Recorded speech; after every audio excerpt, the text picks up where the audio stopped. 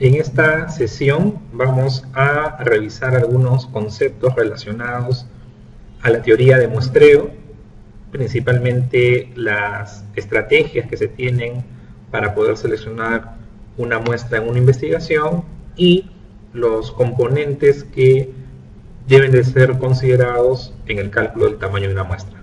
Podemos definir al muestreo como el procedimiento por el cual vamos a seleccionar un conjunto de elementos, un conjunto de unidades de la población, para, a partir del estudio, a partir del análisis de este conjunto de unidades, poder llegar a conocer, poder inferir el valor de una o varias características de la población. En el siguiente esquema podemos apreciar gráficamente cómo se relaciona la selección de una muestra con lo que es la inferencia estadística. Nosotros vamos a tener una población, la cual vamos a definir, y en esta población estamos interesados en conocer alguna característica. Esta característica poblacional va a denominarse parámetro, y ustedes van a encontrar en los textos que usualmente se representan con letras del alfabeto griego, ¿no? Como la desviación estándar, que es sigma, pi para la proporción, mu para la media. Pero como estudiar a toda la población implicaría hacer un censo, y vamos a trabajar usualmente en poblaciones que son grandes, que son voluminosas, necesitamos extraer un subgrupo. Y esto es las técnicas de muestreo. Y a partir de la muestra extraída es que vamos a regresar hacia la población mediante las técnicas de inferencia, que básicamente son dos: estimación de parámetros y pruebas de hipótesis. El desarrollo de estas técnicas, que son el análisis estadístico inferencial en sí, será parte de una clase próxima. Entonces, definimos población como un conjunto de elementos que comparten características similares, que pueden ser personas o también pueden ser objetos, situaciones. Va a depender de uno cómo lo define en su investigación. Y tenemos acá dos ejemplos para que vean cómo la definición justamente de estos elementos, a pesar de que el tema puede ser similar, hace de que las poblaciones sean distintas. Tenemos en el primer caso que nuestra población son los pacientes diabéticos recién diagnosticados, atendidos en un hospital en un periodo de 6 meses. Mientras que la segunda población también son pacientes diabéticos, pero con 5 años de diagnóstico, en el mismo hospital, en el mismo periodo de tiempo. Pero vean que definiendo características diferentes, estamos justamente ante poblaciones distintas. Por ello es muy importante eso tenerlo claro en sus proyectos, en sus trabajos de investigación. Y como ya había mencionado, una población no siempre se refiere a seres humanos. Por ejemplo, en investigaciones relacionadas con auditoría médica, control de calidad, pudieran ser historias clínicas, podrían ser las recetas de los pacientes, en estudios en laboratorio, muestras de pacientes almacenadas, en estudios en comunidad, características de la vivienda, etc. Entonces, ¿por qué es adecuado trabajar con muestras en lugar de investigar a toda la población? Porque se ahorra tiempo, el tema de los recursos.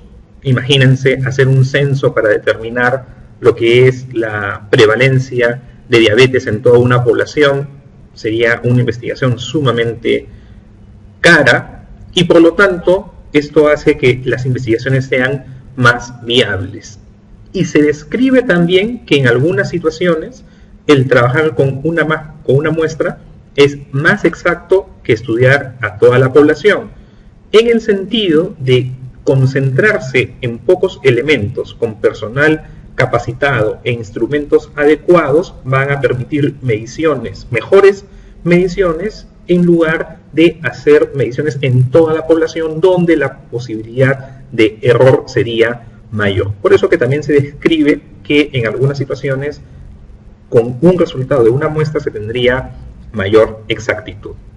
Cuando vamos a trabajar con una muestra, siempre hay dos temas en los cuales surgen dudas. ¿Cómo seleccionar los sujetos y cuántos sujetos se necesitan en la investigación? Pues estas dos consideraciones van a depender de los objetivos del estudio, del diseño de la investigación y de las características propias de la población.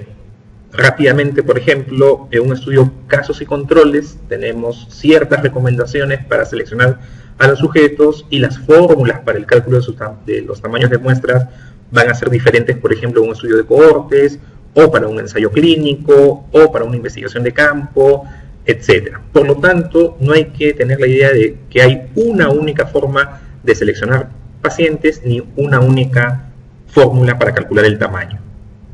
La selección de las muestras se puede dividir en dos grandes tipos: los muestreos no probabilísticos y los muestreos probabilísticos. ¿Cuál es la diferencia entre ambos? El conocimiento de la probabilidad que tienen los elementos de la población de ser seleccionados. En el muestreo no probabilístico, no se conoce esa probabilidad. Las muestras son seleccionadas por procedimientos subjetivos o arbitrarios. Y se van a emplear estos tipos de muestreos cuando no es posible contar con un marco muestral. Mientras que los muestreos probabilísticos van a aplicarse con técnicas aleatorias en la selección de los sujetos y por lo tanto podemos conocer la probabilidad de selección. Y se requieren, para poder desarrollarlos, un marco muestral. El marco muestral es la lista completa y detallada de todas las unidades que conforman nuestra población. Dentro de cada uno de estos tipos de muestreos tenemos, dentro de los probabilísticos, los diseños básicos, el muestreo aleatorio simple, el sistemático, el estratificado y el muestreo por conglomerados. En el muestreo aleatorio simple tenemos una población y todos los sujetos son numerados y se van seleccionando en función al tamaño requerido. Es el diseño básico en lo que es muestreo. Sin embargo, como es totalmente aleatorio, podría ser que la muestra me sale más concentrada en un sector u otro de toda la población. Y si tenemos una característica que tiene un comportamiento que podría afectar su representatividad, se opta por lo que es, por ejemplo, un muestreo sistemático, en el cual se incluye ya el ordenamiento de la población y haciendo saltos se selecciona la muestra. En el muestreo estratificado, a la población se le subdivide justamente en grupos o estratos y en cada uno de los estratos se selecciona una muestra. El ejemplo de este muestreo estratificado es lo que encontramos usualmente en la prensa cuando hacen los reportes de las encuestas de opinión y nos dan los resultados para toda la población y por estrato A, B, C, por ejemplo. Y los muestreos por conglomerados es cuando la población puede agruparse en estos denominados conglomerados, los cuales van a ser seleccionados y todas las unidades dentro del conglomerado son investigadas. Un ejemplo de muestreo por conglomerado sería el de los conteos rápidos en las elecciones. Entonces, en lugar de hacer una muestra individual de sujetos en todo el país o en toda una región para saber cómo van las tendencias de los candidatos, lo que se selecciona son mesas de votación. Y en cada mesa de votación se tiene la información de todas las unidades de todos los votantes. Los muestreos no probabilísticos, que son aquellos en los cuales desconocemos la probabilidad de selección, básicamente los diseños más comunes son el muestreo por conveniencia, los casos consecutivos, el muestreo por cuota y el muestreo bola de nieve. El muestreo bola de nieve es un muestreo interesante en el cual primero se identifica a una persona, o un grupo pequeño de personas, a los cuales se les pide que inviten a otras con ciertas características y estas otras a su vez se les invita a que pasen la voz a más sujetos y así se va incrementando el tamaño de la muestra. Y la otra consideración, luego de la forma de selección, es el tamaño. ¿Qué elementos debemos de considerar en el momento de determinar el número de sujetos con los cuales necesitamos realizar nuestra investigación? Van a ver diferentes elementos, ustedes van a revisar en los textos, inclusive hay diseños muestrales donde el costo de hacer la investigación de medir a cada sujeto es incluido en el cálculo del tamaño de la muestra. Pero los elementos que son básicos son los que se mencionan. El nivel de confianza, la potencia, que va a ser considerada cuando comparemos grupos, la varianza de la variable y el error, que algunos también le llaman precisión. Y ahí tienen que tener cuidado porque ustedes van a encontrar ambos términos en los textos. Entonces, ¿cómo es que se relacionan estos elementos? Vean, que si yo quiero trabajar con un mayor nivel de confianza, voy a requerir un tamaño de muestra mayor. Si yo trabajo con mayor potencia, también voy a requerir un tamaño de muestra mayor. Si mi fenómeno varía más, voy a requerir un mayor tamaño de muestra. Pero si yo quiero trabajar con menor error, es que requiero una muestra más grande. Entonces, el nivel de confianza, la potencia y la variabilidad del fenómeno están directamente relacionados al tamaño, mientras que el error está inversamente relacionado. Menor error, mayor tamaño de muestra. Y lo que va en las fórmulas es el error. Pero como el error y precisión son dos caras de la misma moneda, ustedes van a encontrar, les repito, que se usa también el término precisión. Pero si yo quiero ser más preciso, significa que estoy trabajando con un menor error. Por lo tanto, a mayor precisión, mayor tamaño de muestra. Un ejemplo que nos puede graficar, creo, bastante bien el tema de la variabilidad del fenómeno es cuando nosotros vamos al mercado a hacer compras. Y ustedes cuando, por ejemplo, desean comprar uvas y el vendedor les ofrece que prueben de las mismas, a nadie se le ocurre probar 5, 10, 20 uvas. Basta probar una uva para decidir si es que se compra o no. ¿Y qué es lo que estamos haciendo en ese momento? ¿Qué es lo que estamos asumiendo? Lo que estamos asumiendo es que la varianza del fenómeno es mínima.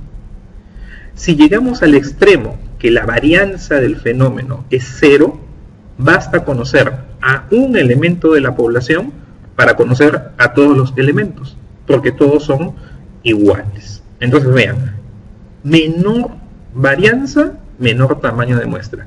Pero si los fenómenos tienden a variar, voy a requerir una mayor cantidad de muestra para justamente describir, caracterizar esa diversidad. Y en biología, ¿no?, en investigación con seres humanos, vamos a tener que las características biológicas, fisiológicas, químicas, pongan el nombre que deseen, justamente tienden a ser variantes. Entonces, ese dato, desde nuestro marco teórico, lo que nosotros hemos investigado, debe de tenerse bastante presente para poder incluir el valor más adecuado en este componente de la variabilidad. Y acá están las fórmulas más sencillas, las fórmulas básicas para lo que es el cálculo del tamaño de la muestra cuando deseamos estimar una proporción o una media en situaciones de poblaciones que ustedes van a encontrar como infinitas, ¿no? Porque en estas fórmulas no se está incluyendo el tamaño de la población para calcular la muestra.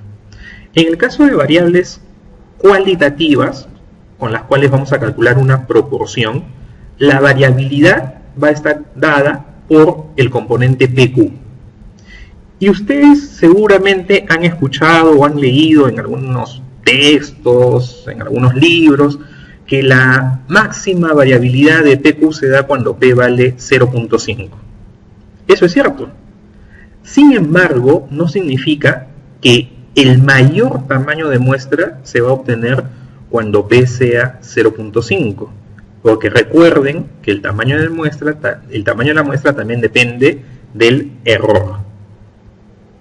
Y acá vamos a representar lo que acabo de comentarles. Vean, en esta primera columna estamos trabajando con una proporción de 0.5 y con una D, con un error de 0,05. Eso significa que yo espero tener una estimación de 50 más menos 5. Y con estas consideraciones tengo una muestra de 384.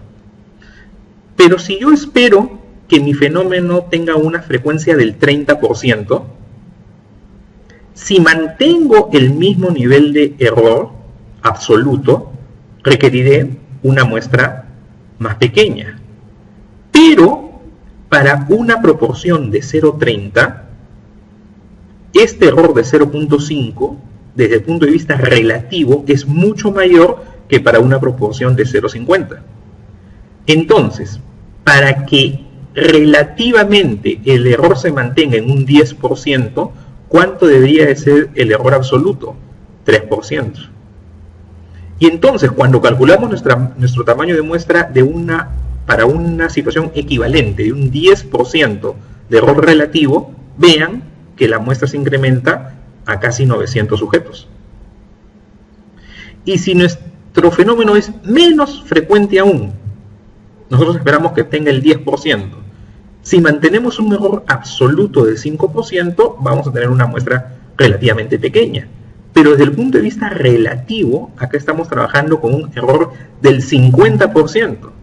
Por lo tanto, para mantener un error relativo del 10%, mi error absoluto debe ser 1. Es decir, una estimación 10 más menos 1. Con lo cual, requeriríamos una muestra de casi 3.500 personas. Entonces, el manejo del D es sumamente importante. Si nosotros queremos conservar relativamente el nivel de error y trabajamos para el 50% con un 5% absoluto, deberíamos de trabajar con un 10% para las proporciones que estamos esperando. Obviamente, en esta situación del 10%, trabajar con una muestra de casi 3.500 personas en algunas situaciones podría ser bastante difícil. Entonces, uno, ¿qué debe de decidir? ¿Dónde debe de empezar a trabajar? En cuánto de error estoy dispuesto a permitir. Entonces, deseo una estimación de 10 más menos 1, una estimación de 10 más menos 2, una estimación de 10 más menos 3, y conforme se va modificando el nivel de D, vamos a ir modificando nuestro tamaño de muestra. Pero recuerden que la precisión está bajando. Aquí les muestro solamente para que tengan conocimiento de que existen diferentes fórmulas para diferentes situaciones. Si queremos comparar dos proporciones, esta sería, por ejemplo, la fórmula para poder obtener el tamaño de muestra necesario. Y vean cómo aquí ya se está incorporando lo que es la potencia. Esta sería la fórmula para el estudio de la diferencia, la comparación de dos medias. Entonces, les reitero, para situaciones particulares hay que determinar cuál es la fórmula más apropiada para calcular el tamaño de la muestra. Y tenemos programas que nos ayudan justamente en esto. A manera de ejemplo, en el EpiInfo tienen las opciones para calcular tamaños de muestra de investigaciones transversales, estudios de corte y estudios, casos y controles. Y hay muchos otros programas y hoy en día con la internet disponibles de forma gratuita. ¿Qué principios debe cumplir toda muestra? Básicamente 3. Debe ser simple, los elementos deben estar definidos de forma clara, precisa, simple.